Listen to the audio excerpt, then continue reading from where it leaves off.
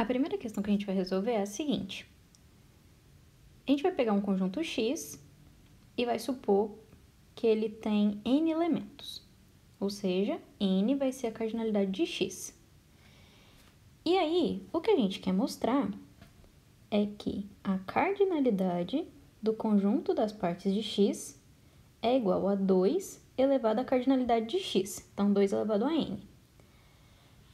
Esse P de X, conjunto das partes de X, nada mais é do que o conjunto onde os seus elementos são todos os subconjuntos de X. Então, por exemplo, se X é o conjunto A, B e C, formado por esses três elementos, o conjunto das partes de X é esse conjunto aí.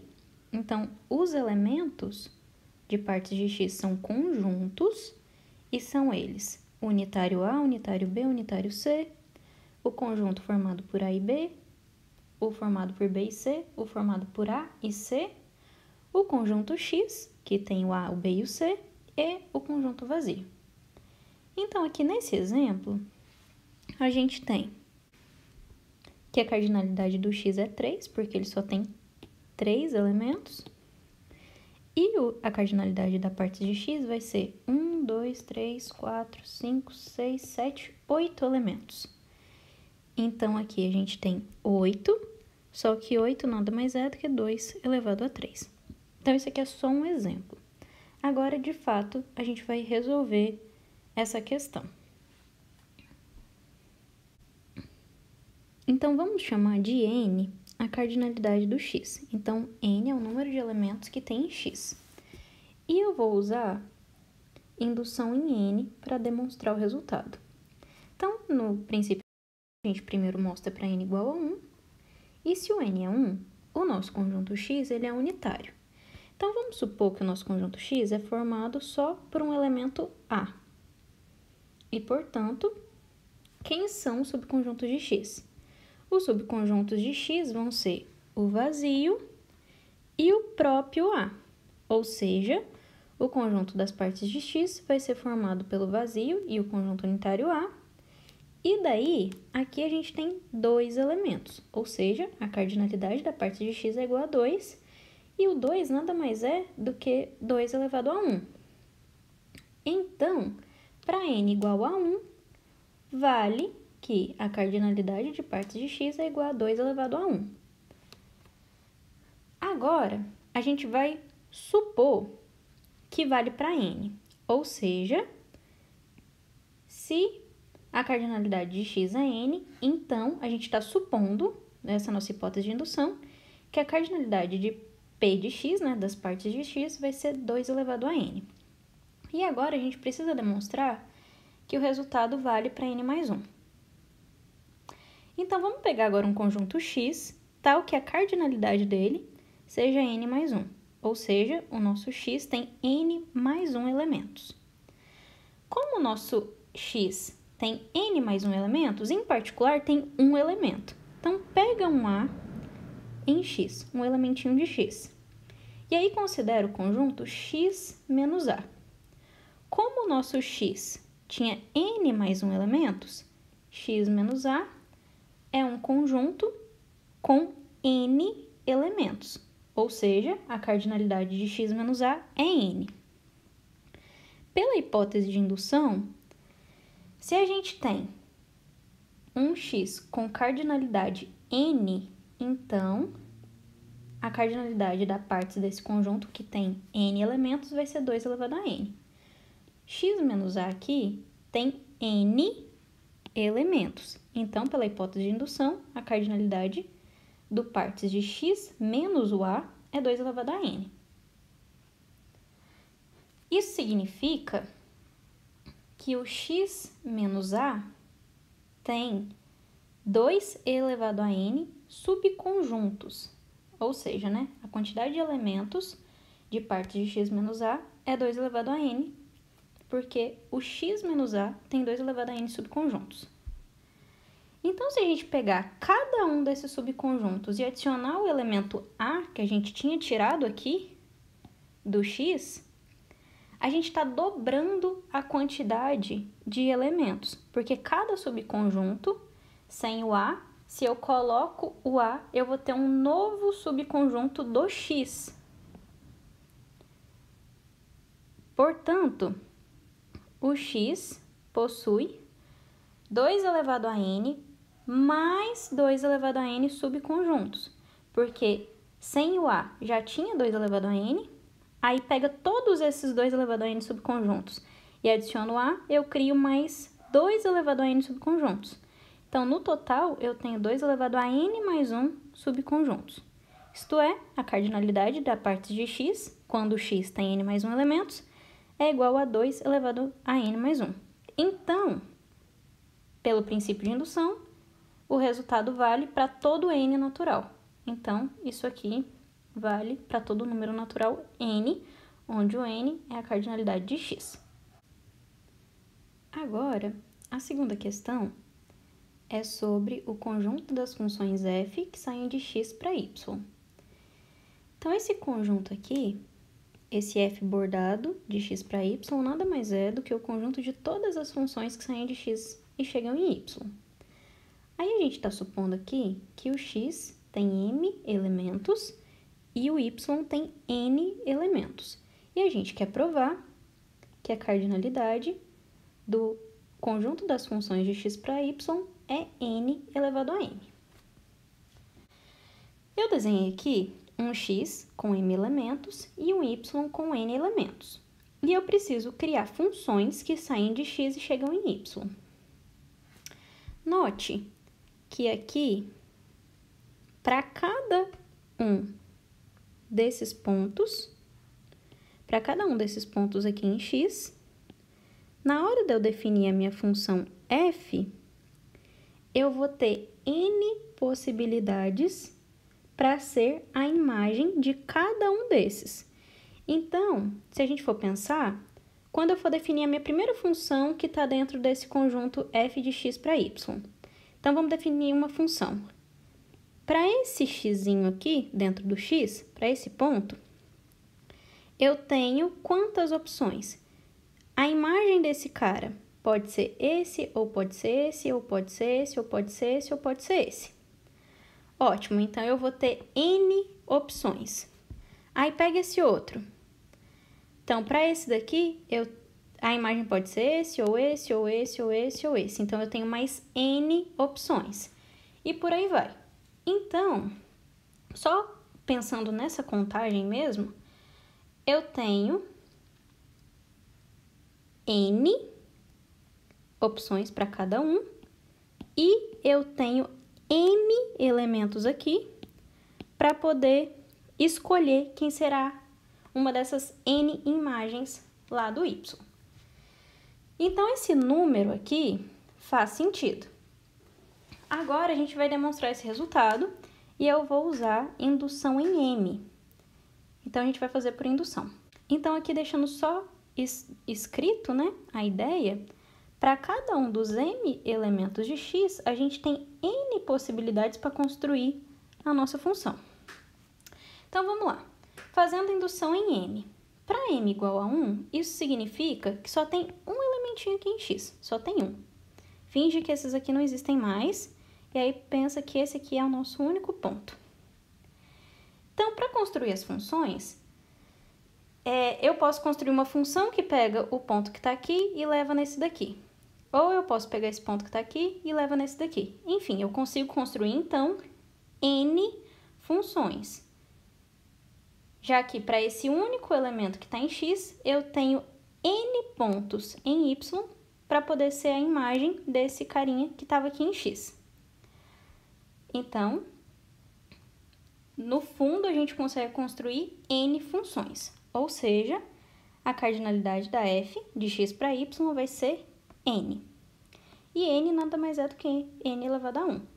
Então, aqui, colocando m igual a 1, o resultado vale para m igual a 1. Agora, a gente vai supor que o resultado vale para m. Ou seja, se a cardinalidade do x é m, então a gente vai supor que a cardinalidade da f de x para y é n elevado a m, onde o n é a cardinalidade do y. Ok, agora a gente tem que mostrar que quando x tiver n mais 1, então a cardinalidade aqui vai ter um m mais 1 ali no expoente. Então, como a cardinalidade do x é m mais 1, a gente pode pegar um elemento que está em x e considerar como sendo x' o x menos esse elemento. Então, se eu tinha m mais 1 elementos e tirei um elemento, esse cara aqui tem só m elementos. Então, para cada função que sai do x' e chega no y, a gente tem n maneiras de estender essa função para uma função que sai de x para y. Por quê? Vamos supor que esse aqui é o nosso x. E aí eu vou pegar esse ponto aqui como sendo o A.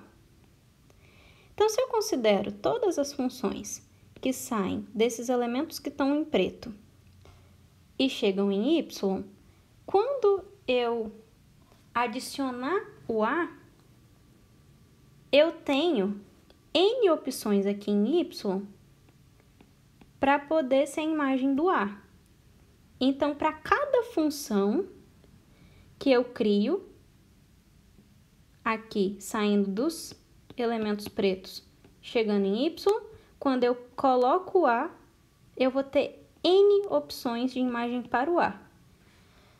E aí, quando a gente faz isso, a gente tem que a cardinalidade, então, das funções que saem de x e chegam em y é igual à cardinalidade das que saem só desse conjunto aqui, que eu estava chamando de x', vezes n, que são as imagens possíveis para esse elemento A.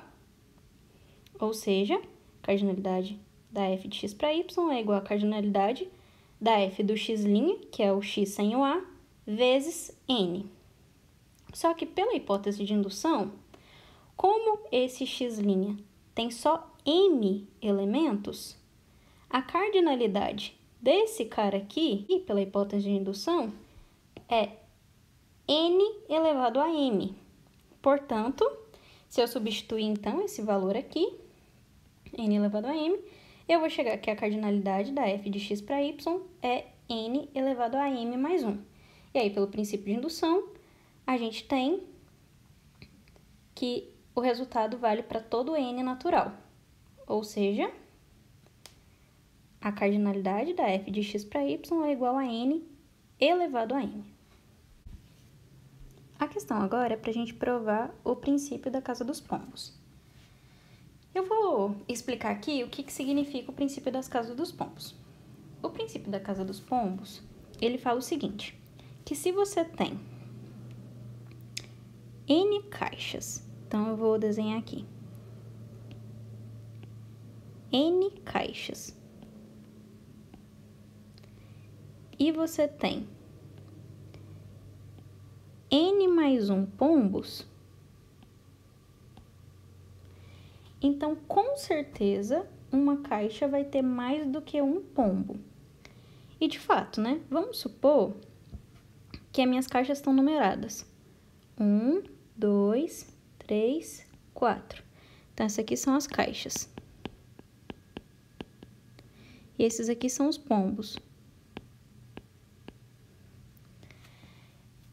Se alguma caixa eu resolver, né, de colocar todos os pontos na caixa 1, por exemplo, aí acabou, né? Já tem uma caixa que tem mais do que um pombo. Só que o melhor cenário seria eu tentar colocar cada pombo numa caixa. Então, a gente poderia tentar fazer o seguinte, eu vou pegar esse pombo e levar para a caixa 1, esse eu vou levar para a caixa 2, esse eu vou levar para a caixa 3 e esse eu vou levar para a caixa 4. Só que sobrou um pombo e ele tem que entrar numa caixa.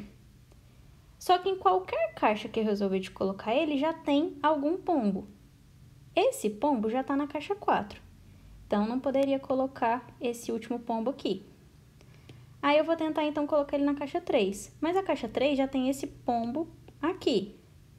E a mesma acontece com todas as outras. Então, se eu preciso colocar todos os pombos em alguma caixa, com certeza vai ter uma caixa com 2 pombos, porque a gente tem mais pombos do que caixas. Ok, então visto que a ideia é essa, se a gente for escrever isso, o que isso significa? Se eu não consigo colocar cada pombo numa caixa separada, isso significa que eu não consigo criar uma função injetiva que sai desse conjunto aqui de pombos e chega no conjunto das caixas. Então, formalmente, o enunciado é o seguinte: se eu tenho que o M é maior do que o N, não vai existir uma função injetiva que sai do IM e chega no IN. Lembrando que esse conjunto aqui é o conjunto dos pontos menores ou iguais que M, e esse conjunto, então, vai ser os conjuntos dos pontos menores ou iguais que N. Então, o N é menor. Então, esse conjunto aqui tem menos elementos do que esse conjunto aqui. Ou seja, você tem mais pombos do que caixas. E se você precisa colocar cada pombo numa caixinha, então você vai ter que colocar 2 pombos numa caixa só, para conseguir transportar, ou pensa que as caixas são as casas, não sei. As casas dos pombos. Então, suponha que existe uma função injetiva f de im para in. Então, suponha por absurdo. Isso com o m sendo maior do que n. Note que a gente está querendo mostrar que se m é maior que n, não existe essa função injetora. Então, a gente está fazendo por absurdo. Então, se essa função aqui ela é injetiva, se a gente pegar e restringir ela na sua imagem, então essa função vai ser sobrejetiva. Só que uma função injetiva que também é sobrejetiva, né, já que está restrita à imagem, né, sempre que a gente restringe a imagem, a função vira uma função sobrejetora. Então, a função vai ser uma bijeção. E a imagem sempre está contida no contradomínio. Então, eu tenho que a minha imagem está contida no IN. E como o M é maior do que o IN, pelas definições desses conjuntos IN, eu tenho que o meu IN está contido propriamente no IM. Então, é contido e é diferente. Então, a minha F de IM até a imagem da F é uma bijeção de um conjunto no seu subconjunto próprio. Porque, olha, a imagem aqui é subconjunto próprio do IM. E isso é um absurdo, porque a gente sabe que em conjuntos finitos não existe bijeção de um conjunto no seu subconjunto próprio. Agora, para finalizar, a gente vai provar que o conjunto P dos números primos é infinito. Então, a gente vai supor por absurdo que P é um conjunto finito. Se ele é finito, a gente consegue escrever todos os seus elementos. E eu vou chamar os elementos de P de P1 minúsculo até Pn. Então, aqui está escrito todos os elementos contidos dentro de P. Agora, vamos considerar um número S, que é igual a P1 vezes Pn, então faz o produto de todos esses aqui e soma 1. Então, a primeira coisa, esse número S pode ser um número primo ou um número composto. Se ele for um número primo, acabou a demonstração, porque aqui eu estou supondo que o meu conjunto dos números P é formado por todos esses aqui. E aí, esse S, se ele for primo, ele vai ser um número primo que não está dentro do conjunto. Aí eu chego no absurdo. Agora, se o S não for primo, se ele não é primo, então ele é um número composto. Isso significa que existe um número primo P, tal que o P divide o S. Ou seja, né, o S é múltiplo desse primo aqui. Só que esse primo P, ele não é nenhum desses primos que estão aqui. Por quê? Porque se esse P for um desses primos que estão aqui dentro, suponha aí um PK, eu teria, primeira coisa, que se o PK divide S, né, que é a hipótese aqui, né, o P divide S. Se o P for um PK, então eu vou ter que o PK divide S e o PK tem que dividir qualquer múltiplo dele mesmo. E aqui eu tenho o produto de todos os primos que estão dentro aqui. Inclusive, o PK está aqui dentro. Então, o PK vai dividir o S e também vai dividir o produto dos PIs. Então, se ele divide o S e divide esse, ele divide a subtração dos dois. Ou seja, o PK teria que dividir o S menos esse cara. Só que isso daqui dá 1. Porque, olha, pega o S aqui e pega o produto dos PKs e passa para lá subtraindo. Isso aqui dá 1. Então, eu teria que o PK tem que dividir 1. E isso é um absurdo, porque o PK é um número primo, portanto, não divide 1.